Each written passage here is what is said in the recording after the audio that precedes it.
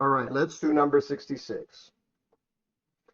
In figure the pulleys and the cords are light. All surfaces are frictionless, and the cords do not stretch. All right. So how does the acceleration of the block compare with the acceleration of the block 2? All right, so this basically is, you're given this scenario. Anyways, so, okay, let's think about this. Um, One thing to consider, folks, is that I'm going to redraw this. You have an object of mass 1, and you have a pulley. You have some length that's being stretched out. So keep in mind that this rope does not stretch, or we're going to presume it doesn't stretch. I don't know how the rope it really is. And this rope is tied to a pulley right here. So this pull um, this rope is going to stretch at a distance. According to this is going to pull the object down by some mass. So this mass right here is going to be M2. So let's try this. So this is going to be the object of mass 2.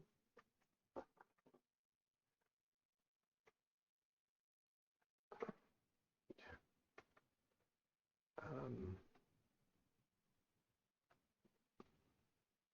there you go. And this, so I'm kind of thinking about the scenario here. So this object is going to be pulled at this distance x. Um, and okay, so let me draw this. Let me kind of make the scenario. Because so this object is going to be pulled at some distance, so a. So we do know, so let's just straight up say that F equals MA. So let's just say that M2G is going to be M2A. And since there's, and this is frictional, we don't really have to worry about the kinetic friction as this object moves. So A is going to be this distance right here.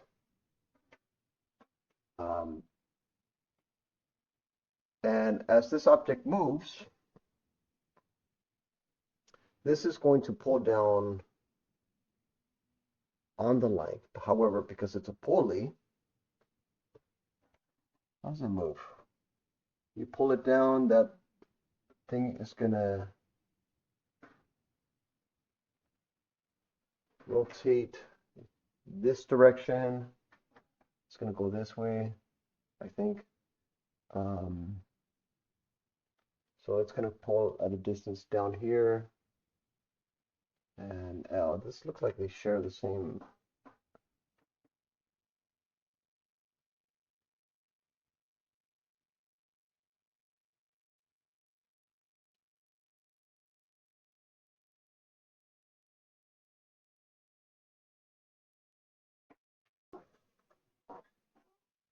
All right, so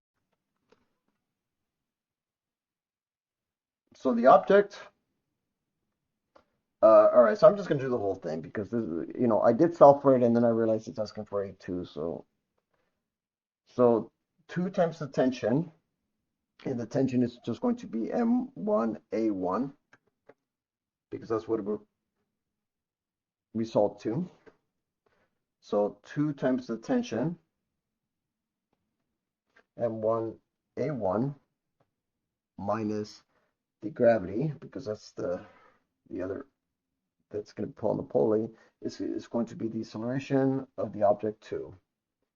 So I'm going to solve for A1 first. So I'm going to multiply it by 2. So that's going to be 4 M1 A1 minus 2 times M2G equals M2 A2. So that means that 4M1 A1 minus 2M2G is going to be M2 A1. So that means that A1 here could be specifically 2M2G divided by 4M1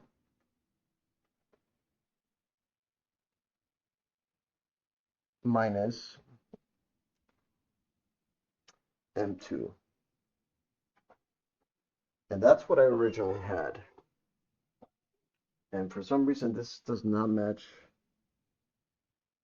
And I'm not sure why. 2A2 would be just A1, so A1 would just be that. So if you double the amount, yeah. All right, I'm gonna solve for A2 and I'm gonna see if they match because apparently I'm doing something.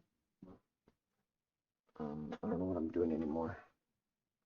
So I'm just gonna keep this equation and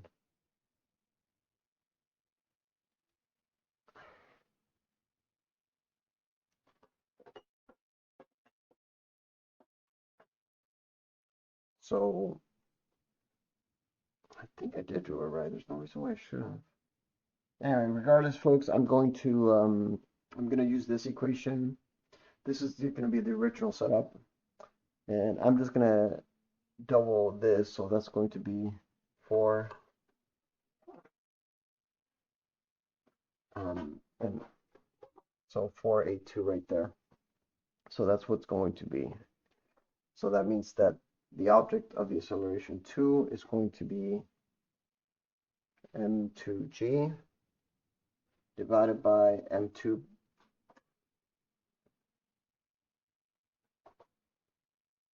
M2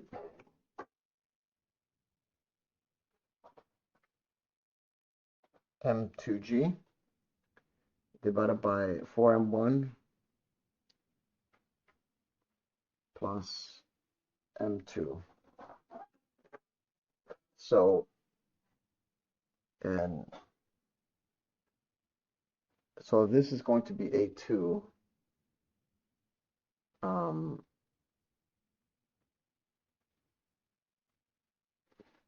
Then A1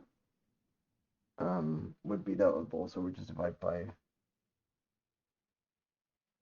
Oh, I see. Okay, so A1 is going to be double the amount of A2. So this is A1. This whole thing is A1. So A1 double the amount, so you just multiply by 2 to turn it into. Oh my God, I'm so confused right now. Did I do this right?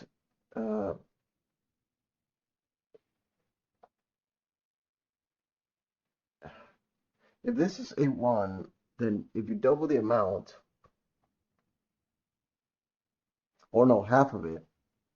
No, if this is A1,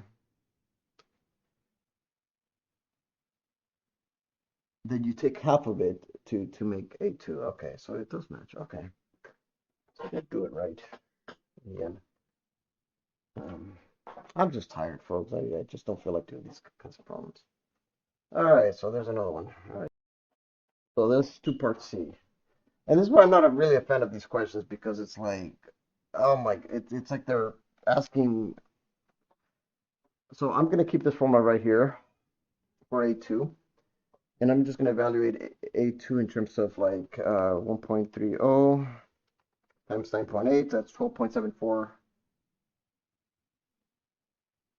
newtons divided by 4M1 added to M2, which is going to be 1.30 kilograms. So this is going to be the result of that.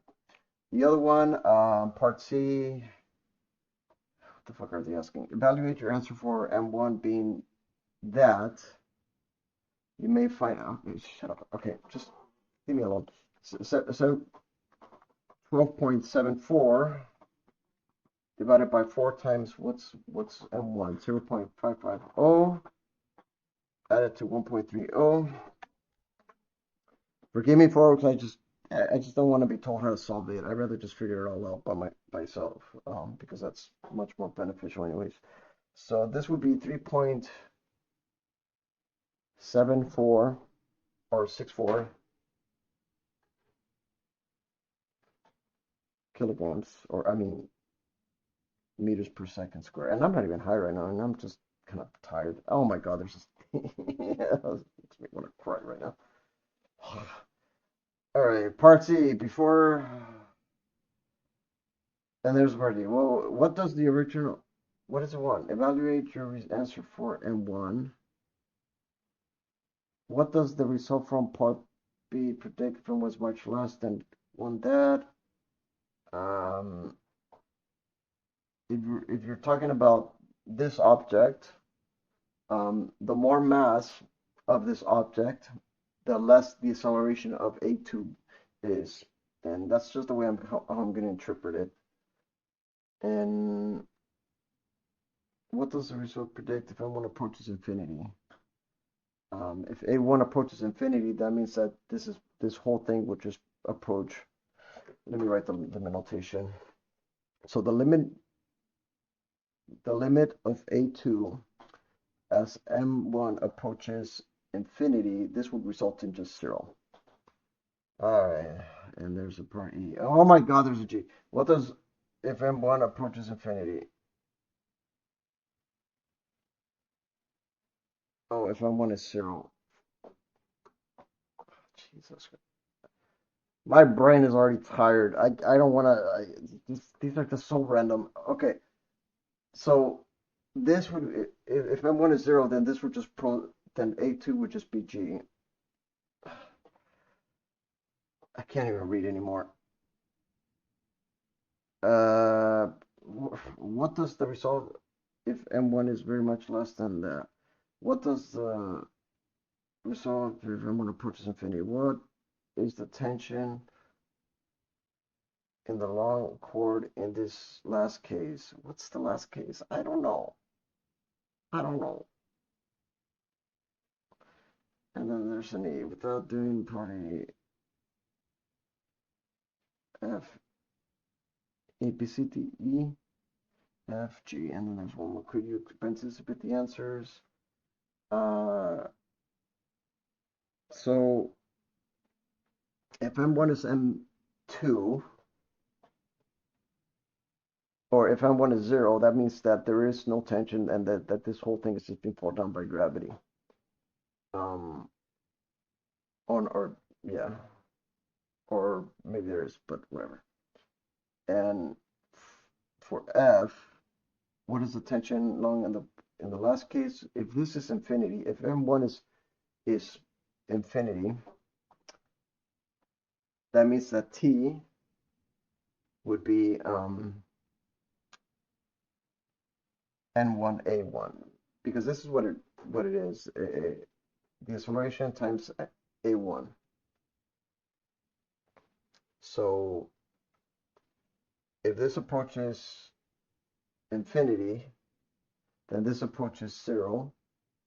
And if A2 is 0, that means that A1 is closer to 0. So the tension,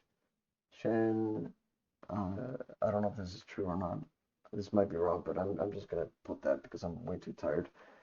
And could you anticipate the answer? I'm just gonna say yes, and then I'm gonna call it done because I'm just gonna move on to the next one.